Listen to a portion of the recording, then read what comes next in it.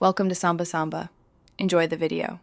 You start by launching DNS Jumper as administrator so changes apply immediately. Once running, make sure to copy your current DNS IPs somewhere safe. That lets you revert if needed. Next, select the active network adapter in the top menu. This targets the correct interface. Now choose a DNS profile group on the left to expose providers. You're ready for the first change. Move on to testing providers to pick a fast, reliable DNS.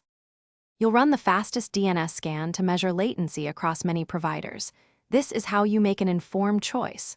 Once the scan finishes, sort results by ping and examine the top entries for both speed and reputation. Make sure to click a provider to preview its IPs and consider privacy versus performance when deciding. After confirming the best candidate, use the Apply DNS button to set it for the selected adapter. If needed, test web pages and apps to verify immediate improvements. You finish by applying the chosen DNS and then verifying connectivity across sites and services. Once done, make sure to flush your system DNS cache to avoid stale records.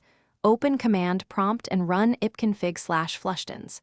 If something breaks, restore your original DNS using DNS Jumper's restore option and reboot the adapter. A key troubleshooting tip: if pages still fail, switch back to a different fast provider from the scan results before reverting completely. That often resolves provider-specific blocking or routing issues. Thanks for watching.